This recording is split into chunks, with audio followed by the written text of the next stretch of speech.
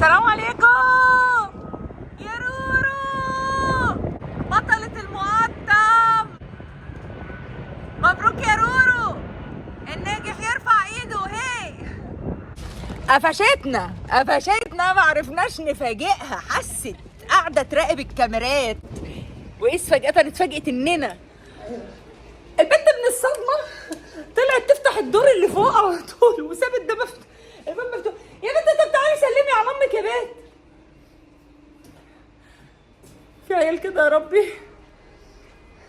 الحمد لله على السلامه في بيتنا. ايه رايكم يا عيال في الكنب الجديد؟ يلا اعترفوا. رهيب. شوف اللون لايق على المكان بدل البني الاول. وايه كمان؟ كنت عايزه تعمله كحلي. لا ده جميل. ده شكله رائع. ريم منورين يا عيال. والله ايه رايكم في الستاره؟ خدتوش بالكم من الستاره؟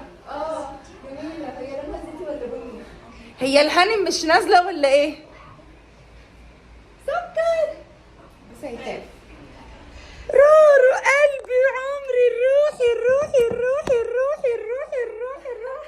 والناجح يرفع ايده هي ويهني بعيدنا وعيده هي. بتبهدل. المره الجايه نتصور معاكم واحنا شيك. سلمي بقى على اخواتك بقى. بصوا بقى يا جماعه، عشان انا مش عايزه اطول في الفيديو ده، هقول لكم باختصار. عامله ايه يا رورو؟ كنا عايزين نفاجئك يا رورو، اتفاجئنا بيكي ايه؟ جينا نسيده يصيدنا. بصوا يا جماعه، بالنسبه للمطار والجمارك والكلام ده، احنا نزلنا دخلنا على السير، استلمنا الشنط، طلعنا دخلنا على اللي هو الضابط اللي بيسالك معاك حاجه مش معاك حاجه كده وكده. فسالنا معاكم حاجه، انا بقول لكم على حسب الحاجات اللي معانا.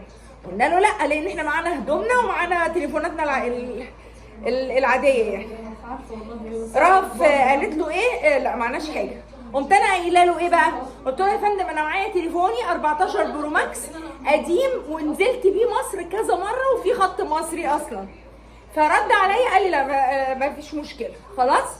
اما بقى التليفونات الجديده، انا شايفه الناس ماسكين في ايديهم علب تليفونات جديده بيسجلوها. طبعا انتوا لو سجلتوا ليكوا كل 3 سنين مره، عشان كده في ناس بتدي ناس فلوس يقولوا خد سجل.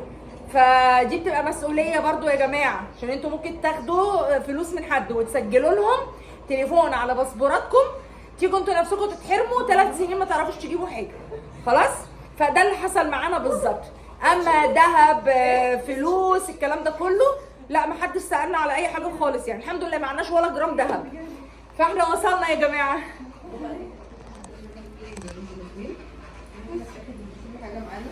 طبعا بالنسبه لابو ريم، عشان هو داعي على اي حد هيلمس البرفان دوت او يفتح البرشام بتاعه، اهو مبرشمين اهم يا ابو ريم.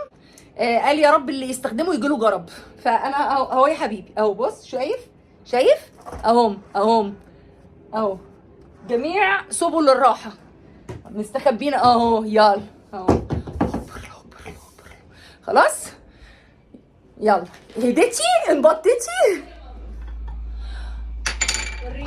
الله يسامحك يا ريم، سايباها عطشانه كده. خليهم عشان لو عصبت من حد وعايز اطلع طاقتي اعمل كده. ودي جمعت لي حاجات كتير قوي من دي سلم، ودي اشحنها. شكرا يا ريم انك شغلتي لي الفيديو. انا جايبه دي هديه لريم يا جماعه. جايبه ديت هديه لريم. جايبه لي الدولار.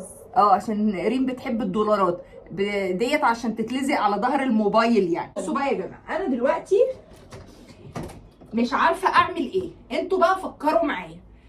انا عندي شنط تحت السرير هنا فاضيه، الشنط فاضيه، انا محطاهم كده على اساس ان انا لما احب اشيل فيهم حاجه تبقى مقفوله والتراب والكلام ده. طيب كل اللي هنا في الدولاب شتوي، ايه رايكم اشيل المرتبه واحط الحاجات الشتوي ديت في الشنط اللي تحت السرير، ولا اعمل ايه بحيث اننا راجعين باذن الله على المدارس طبعا في شهر 8. طيب كلها شهرين بالظبط والشتاء بيقوم داخل، فاشيلهم اوديهم مثلا الشقه التانيه واخدهم معايا وانا مسافره، ولا اشيل المرتبه واحطهم تحت السرير؟ يعني انتوا فاهمين انا عايزه اقول لكم ايه؟ لان بصوا مفيش مكان وبوريم جاي بعد كام يوم، ومعانا حاجات صيفي عايزه تتعلق، اعمل ايه؟ انا في حيره من امري. حتى الدولاب اللي في الاوضه التانيه، فاعمل ايه؟ محتاره محتاره محتاره. فكروا معايا ارجوكم. جواكت، كلها جواكت وبدل شتوي. بصوا كلها جواكت، مش عارفه اعمل ايه. طيب احطهم تحت السرير وبعد كده وانا مسافره اطلعهم اخدهم معايا بالشنط بتاعتهم، لان طبعا الشتاء بيجي عليا هناك وانا مش ضامنه ان انا اكون موجوده هنا في بدايه الشتاء. خلونا نفضي الشنط، خلونا نفضي الشنط. طبعا مش هينفع احط الشنطه على السرير لان العجل بتاعها مليان تراب بشكل فظيع، مش هوسخ السرير وريم مغيره الملايات كلها والدنيا نظيفه يعني. لا لا مش مرتاحه، مش مرتاحه. انا مش متحمله استنى لما تردوا الفيديو يترفع ومونتاج ولسه اقعد اراجع الكومنتات. لا لا، نو نيفر. انا والكركبه دونت ميكس.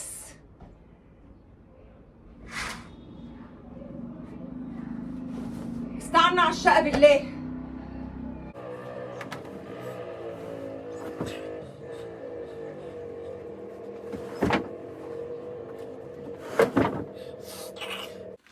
اهو يا جماعه زي ما انتم شايفين الشنط ديت انا مش بسافر بيها اصلا، ما بستخدمهاش لانها نوعيتها ما تتحملش معايا اكتر من مره، فببقى حطاهم بالشكل ده. خلاص. بالنسبه بقى للناس اللي بتتابعني من دول الخليج عشان ما يستغربوش، احنا يا جماعه السراير عندنا بتبقى ملل بالشكل ده، دي اسمها ملل. خلاص، مش قواعد زي السراير بتاعه الخليج.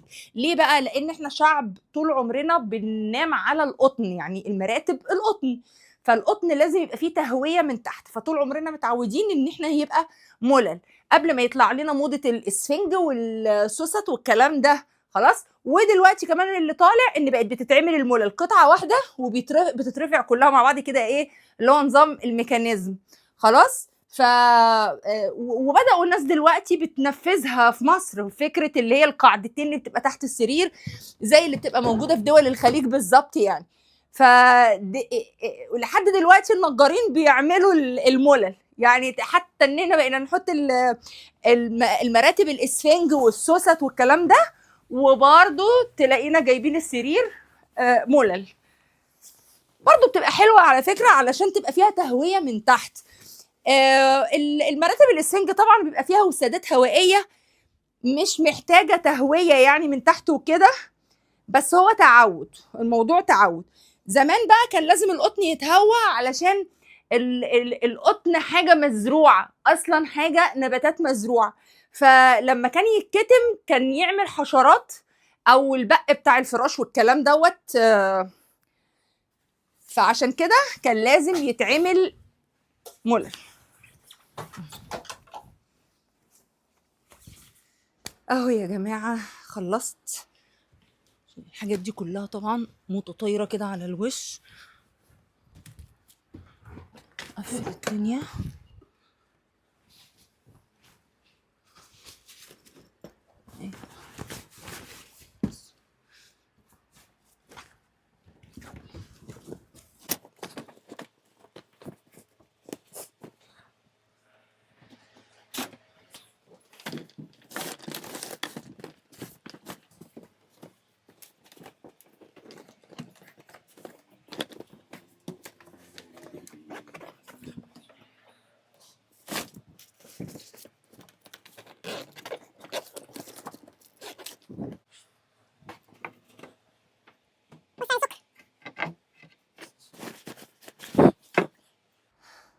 متهيالي يا جماعه مش عايزه اطول عليكم اكتر من كده.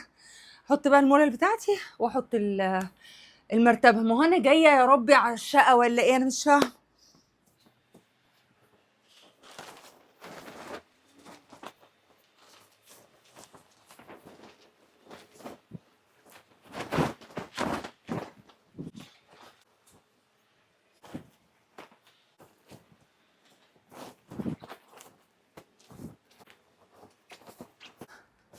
وبس خلاص. تعالوا بقى يا حبايبي نفتح الشنطه عشان الست ريم مستعجله قوي على الحاجات اللي انا جايباها لها.